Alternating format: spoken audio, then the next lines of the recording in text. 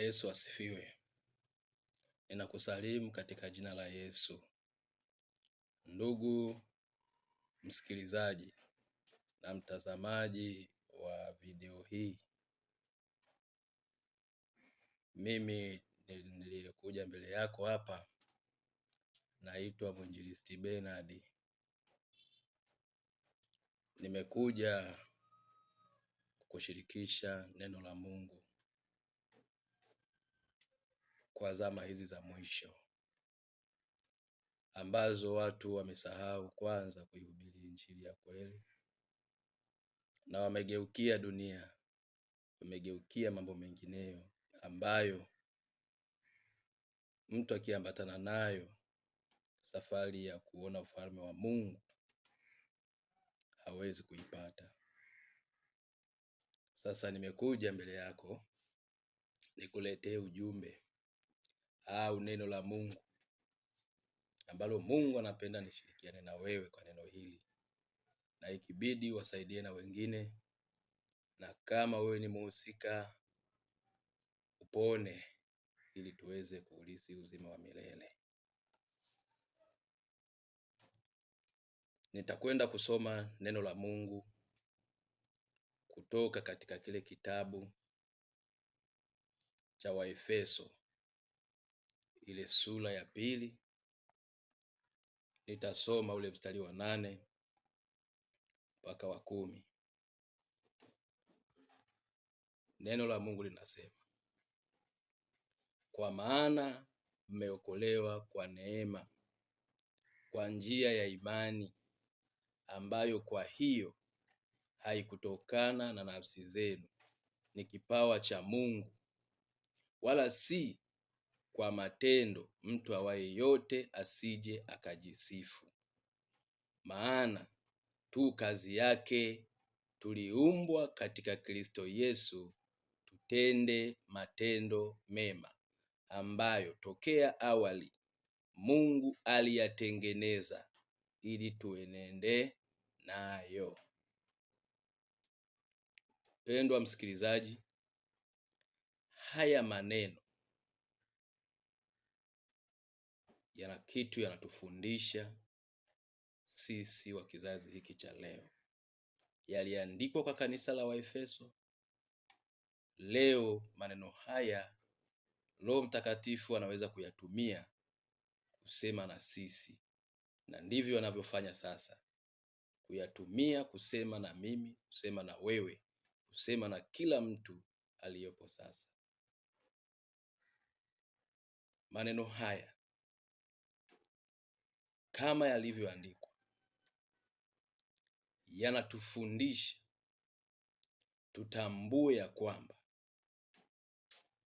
mtu kuokoka na mtu kuhesabiwa haki haitokani na juhudi zake na bidii yake ya kutenda mema kabla ya kuokoka. Inatukumbusha ya kwamba kwa wale waliookoka, kwa wale walioamini, watambue ya kwanza Mungu aliwaokoa kwa neema. Hakuna mtu aliyeokolewa kwa sababu ametoa sadaka nyingi. Hakuna mtu aliyeokolewa kwa sababu alikuwa mwema, alikuwa mzuri. Na hakuna mtu aliyeokoka kwa sababu amemhonga Mungu, kwamba ametenda matendo mema, amesaidia yatima, amesaidia wajane, sasa Mungu amuokoe. Hapana. Anasema tunaokolewa kwa neema. Kitu kikiwa ni neema, neema ni kipawa kinachotoka kwa Mungu, anachompa mtu ambaye hakustahili kuwa nacho. Sisi tumepata neema. Hatukustahili kuitwa watumishi wa Mungu, hatukustahili kuitwa wana wa Mungu, hatukustahili, ila Mungu ametupa neema. kwa sababu ya wokovu aliyoutenda pale msalabani. Kwa sababu ya maovu yetu, ya makosa yetu, tulikuwa ni wenye dhambi, ni watu wa kufa, ni watu wa kutupwa, ni watu wa kuzikwa, ni watu wa kuteketezwa kabisa. Lakini Mungu akalipa mema kwetu ambao tulistahili kufa. Hiyo ndiyo neema.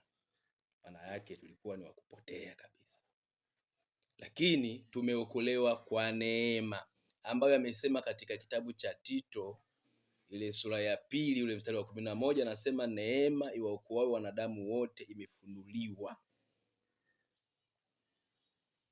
Neema iwaokoao wanadamu wote imefunuliwa, lakini hii neema iliyofunuliwa kwa wanadamu wote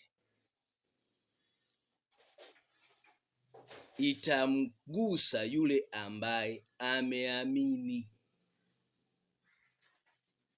Pamoja na kwamba neema hii imewekwa kwa ajili ya wanadamu wote, ila itamgusa yule ambaye ameamini habari hizi nazo kwenda kuzihubiri leo.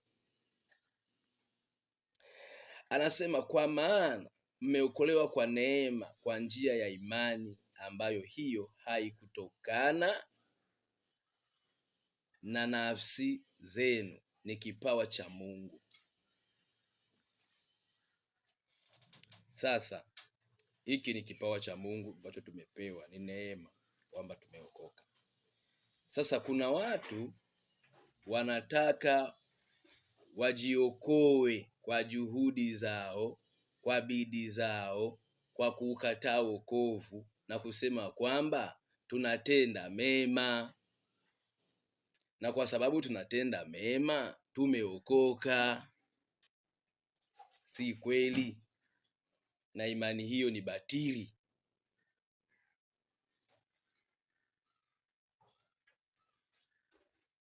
Ukiwa na imani hiyo, huwezi kumpokea Yesu kuwa Bwana Mwokozi wa maisha yako, na wala huwezi kupata haki, kwa sababu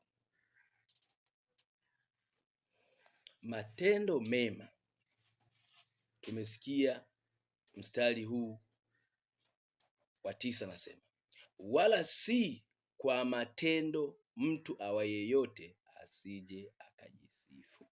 Hakuna mtu atakayejisifu kwamba aliokoka kwa sababu ana matendo mema. Hakuna mtu ambaye atasema anatembea na Mungu kwa sababu ana matendo mema. Chanzo kwanza kabisa cha mtu kuwa mwenye haki siyo matendo mema. Nisikilize, siyo matendo mema. Ukijidanganya kwa kutenda mema, kwa kutenda mema, kwa kutenda mema, kwa kutenda mema, ukamkataa Yesu, ukakataa kumwamini Kristo ambaye ndiye anayeweza kukuondolea dhambi na kukuhesabia haki wewe. Dhambi yako uliyoitenda, uovu wako uliofanya haufutwi kwa sababu wewe unatenda mema. Hauondoki kwa sababu wewe umeungama pale na kusema Mungu nisamehe, basi amina, nasali, naomba, nafunga, na kesha, sasa Mungu ananiona sasa mimi nimeokoka. Hapana, haianzii huko. Hayo ni mengineyo, hayo yanafuata kwa waliokwisha kuokoka. Anaendelea kusema, anasema maana tu kazi yake tuliumbwa katika Kristo Yesu tutende matendo mema, ambayo tokea awali Mungu aliyatengeneza ili tuenende nayo. Mungu ametuumba katika Kristo Yesu ili tutende matendo mema. Matendo mema yako wapi? Matendo mema ni yale yanayotokana na mtu kuwa ndani ya Yesu halafu akaenda kutenda mema. Matendo mema yaliyo nje ya Kristo, kinyume chake yanaitwa uovu. Mtumishi unasema kitu gani? Maana tu kazi yake tuliumbwa katika Kristo Yesu ili iweje? Tutende matendo mema. Matendo ambayo tokea awali Mungu aliyatengeneza ili tuenende nayo. Yaani Mungu ameyatengeneza mambo ambayo tunapaswa kuenenda nayo, na mambo hayo yapo kwenye matendo mema, na matendo mema hayo yamewekwa wapi? Ndani ya Yesu Kristo. Sasa unaingiaje ndani ya Yesu Kristo? Ni wokovu. Umpokee Yesu kuwa Bwana Mwokozi wa maisha yako, uhesabiwe kuwa na haki. Kuna watu wametangulia mbele kutenda mema ili waonekane ni wenye haki, wanajihesabia wao haki, ila siyo Mungu anayewahesabia haki. Alikuwepo Kornelio, mtu mtaua, mcha Mungu, alikuwa akitoa sadaka, akifanya ibada, akiwasaidia wajane, akitoa kwa yatima, lakini bado haikumfanya kuwa mwenye haki mbele za Mungu. Sala zake, ibada zake, sadaka zake zilibaki ukumbusho kwa Mungu, hazikuwa na haki ya kupokelewa na kumthibitisha kwamba yeye ni mwema, mpaka pale Mungu alipotuma malaika na kumkuta kwenye ibada zake hizo hizo na kumwambia, hayo unayoyafanya ni mengineyo, kuna kitu umekisahau, kuna kitu bado hujakijenga kama msingi wa hayo mambo. Kitu hicho ni nini? Kamwite Petro akuhubirie habari za Yesu, umwamini Yesu, umkiri Yesu, umpokee Yesu kuwa Bwana na Mwokozi wa maisha yako. Damu ilimwagika msalabani ndiyo itakayokusafisha na kukutakasa, uwe na kibali sasa cha kuyaleta hayo yote unayoyafanya, yatapokelewa na Mungu. Mpendwa, Mungu akusaidie unielewe. Bwana Yesu asifiwe. Kuna watu wanajuhudi katika kutenda mema, lakini hawamtaki Yesu, lakini hawataki kuokoka, hawataki kutakaswa na damu ya Yesu, hawataki utakaso wa kweli, ila wana bidii ya kumtumikia Mungu, wana bidii ya kutenda mema, wana bidii ya kufanya mambo mazuri, ila wamesahau msingi wa mambo hayo ni wokovu. Maana anasema tumeumbwa katika Kristo Yesu, yaani tumeumbwa ndani ya Yesu. Uwe umeokoka hujaokoka, tambua ya kwamba wewe umeumbwa ndani ya Yesu. Sasa ukitoka nje ya Yesu ukaenda huku katenda mema, huku unakotenda mema huku hakuna thawabu.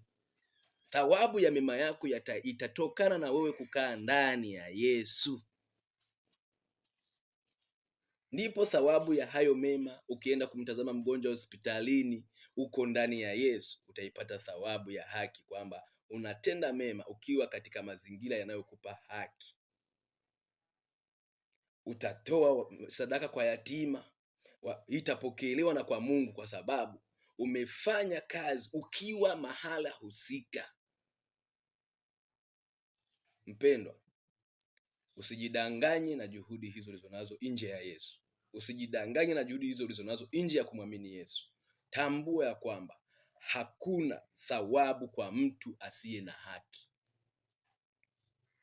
Thawabu inapatikana kwa mtu mwenye haki. Na mwenye haki ni yupi? Biblia inasema mwenye haki wangu ataishi kwa imani.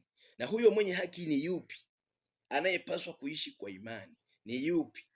Utasema si ndio huyu atendaye mema? La hasha. Si ndio huyu anayesaidia watu? La hasha. Si ndio huyu anayetetea watu? La hasha. Huyu atakuwa mwema mbele zenu wanadamu, lakini hata kuwa mwema mbele za Mungu ikiwa atakataa kuikuwa na haki itokanayo na Mungu. Kuna haki itokanayo na Mungu na kuna haki wanaokupa watu. Watu wanasema huyu alikuwa mtu mwenye haki, huyu alikuwa ni mcha Mungu, huyu alikuwa na wajali watu, ni mtu wa watu kweli, Mungu amlaze mahali pema peponi, kumbe linachomwa moto. Wewe unampa haki, unampamba kwa haki, unamwombea haki ambayo yeye aliikataa akiwa bado hajafa. Bwana Yesu asifiwe.